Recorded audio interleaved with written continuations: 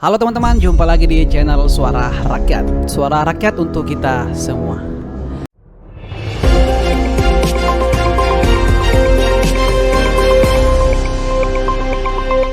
Makin kesini makin terlihat siapa dalang di balik polemik ijazah Pak Jokowi.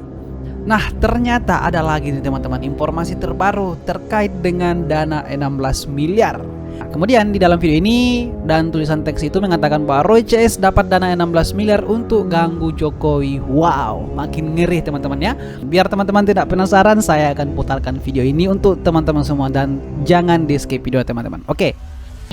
Pengacara terkenal Roy CS dapat dana 16 miliar untuk ganggu Jokowi.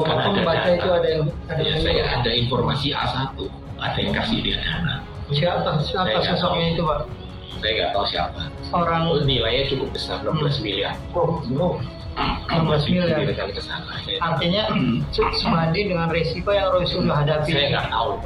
Tapi katanya ada sumber dana yang masuk, jumlahnya cukup besar, fantastik. Dan Wow. itu kan, sehingga dia disuruh melakukan manuver-manuver. Wow, teman-teman ya. Kepentingannya apa? Artinya Politik lah. Informasi satu. Yang memberikan informasi saya ini A1. Tapi orangnya itu A1 bagi saya percaya dia. Karena kedudukannya dia gitu. Nah, seperti itu ya teman-teman. Pokoknya adalah dana 16 miliar itu untuk ganggu Pak Jokowi katanya ya, seperti itu. Kita akan baca dulu ya teman-teman komentar dari netizen. Apa tanggapan terkait dengan video ini? Oke, baik ya. Kita baca dari akun Pak Leonard. Megawati buat sayembara 16 miliar untuk jasa palsu. Itu Egi yang bilang kalau tidak benar, kenapa Egi gak dilaporkan? Oke ya. Ini dari komentar Pak Leonard. Kita cek balasannya ya teman-teman. Dirangkai dengan sayembara 16M Megawati kayaknya connect. Ya, oke juga ya. Berarti masyarakat sudah mulai paham juga ya. Kemudian ada dari Sulistiono. Roy Suryo sudah mengkalkulasi antara masa hukuman yang bakal dijalani sekitar 5 tahun dengan 16 miliar yang dia terima. Masih untung banyak pikir Roy daripada jadi pengangguran. Oke ya. Kemudian kita lihat balasannya. Logika banget, masih untung. Oke. Kemudian ada balasannya dari Tini TS. Tapi kalau dikhianati, itu dia jadi pertanyaannya. Oke. Kemudian ada Ahli Taulanda. Gak ada arti dibanding triliunan dana Mulyono dari berbagai sumber. Oke, kemudian ada ya Karo Mulyono asli sudah keluar. Kemudian ada ini ya, ada Eni Marsini. Jangan-jangan yang dijanjikan Megawati seperti yang dibilang Egy Sujana. Nah, itu dia teman-teman ya. Kita sudah mulai agak ini juga. Masyarakat sudah mulai paham juga ya seperti apa. Dan ada balasannya. Padahal videonya dah kemana-mana tapi gak ada yang gubris. Nah, itu dia.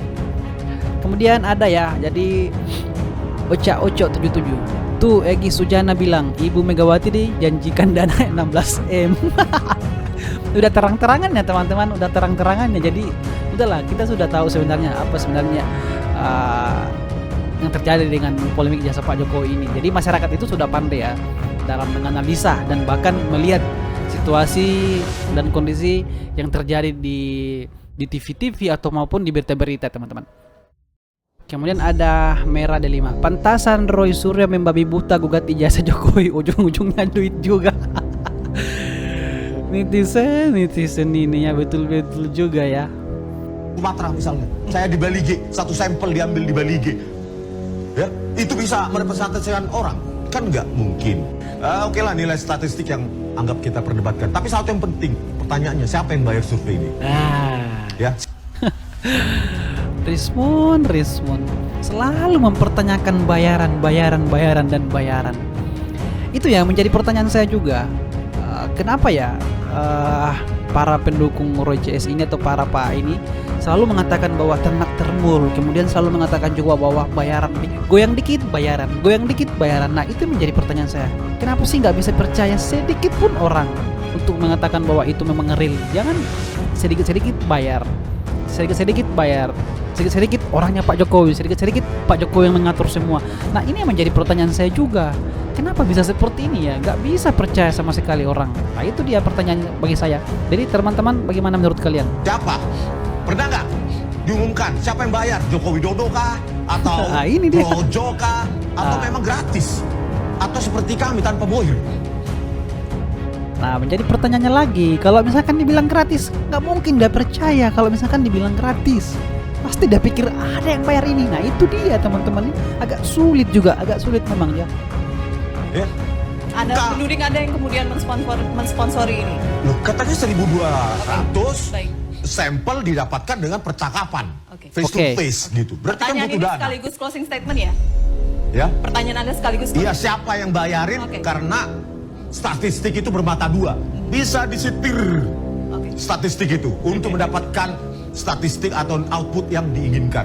Baik. Oke. Mas Haji, singkat saja sekaligus menjawab dan closing statement. Ya kalau survei yang tidak disukai dengan selera kita kemudian kita menyatakan bahwa itu survei pesanan, saya pikir kita nonton drama Korea aja bang, karena Oke, kita betul bisa ya. pilih endingnya sesuai selera kita gitu ya. Oke.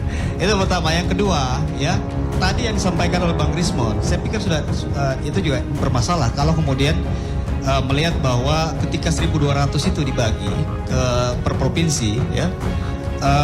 Proporsinya tidak sama ya, bukan berarti setiap provinsi dengan tadi asumsinya 40. Provinsi Jawa Barat dengan populasi penduduk lebih besar itu jumlah respondennya pasti lebih banyak. Tapi gini, ini kan bukan ruang kita untuk bicara soal metodologi. Kalau Bang Rismon mau, bisa saya undang nanti ke kantor untuk kita diskusi lebih lanjut soal metodologi. Oke, Oke. baik. Nanti akan Tadi diundang belum langsung, terjawab, Bang. biayanya Singkat dari saja. mana? Enggak, biayanya Sumber dari mana? dananya dari mana? Biaya kita sendiri bang. Kita setiap tahun itu melaksanakan 2 kali survei nasional. Dari ya. gaji komisaris. Bukan hanya survei tentang elektabilitas partai dan capres. Ya, semua isu publik kita bertanya, kita melakukan survei tentang IKN. Ya. Kemarin beberapa waktu lalu kita melakukan survei tentang kepuasan publik terhadap pemerintahan Pak Prabowo. Ada 3 rapor merah, 3 rapor biru, 2 rapor merah. Ya, jadi ini adalah potret situasi yang kami sebagai lembaga survei ya ini punya kepentingan untuk memotret secara periodik. Kenapa? Ini juga Sumatera misalnya. Nah, itu dia teman-teman. Jadi kalau orang lain yang melakukan survei, Bang Rismon dengan Pak Roy Suryo nggak percaya sama sekali teman-teman. Ini agak sulit juga ya. Hal-hal dikit, goyang dikit, mau tahu siapa yang membayar, siapa yang ini semua. Jadi sulit juga ya untuk kita bicara tentang hal itu karena mereka pasti nggak percaya. Udah di awal pasti mereka nggak percaya. Itu dia masalahnya di situ teman-teman. Baik teman-teman, kita akan coba baca komentar ya dari para netizen terkait dengan video ini teman-teman. Dari RGM, kalau survei Repri Halun nggak dipermasalahkan karena sesuai keinginan mereka. Kalau survei nggak sesuai dipermasalahkan agak lucu memang. Nah ini yang saya katakan ya teman-teman, memang agak lucu memang.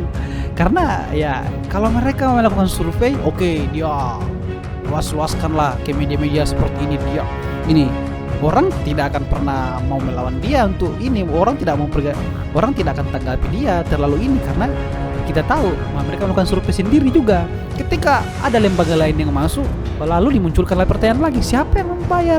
Itu dia. Kemudian ada akun Bang Rismon sama Roy ini tidak akan bisa percaya kata manusia. Mereka berdua ini layaknya tinggal di hutan belantara. Itu biar dia bisa ngomong semena-mena tanpa aturan. Oke, kemudian ini Ari Purwanto. Ini akademisi yang tidak mengakui statistik yang katanya bisa diakali. Jadi Indonesia ini yang boleh meneliti hanya mereka. Itu dia bang, susahnya diberikan survei seperti itu. Mereka anggap ada bayaran, siapa yang membayari apa semua. Ketika dikatakan gratis malah ngomel dia. Itu dia teman-teman. Oke ya teman-teman,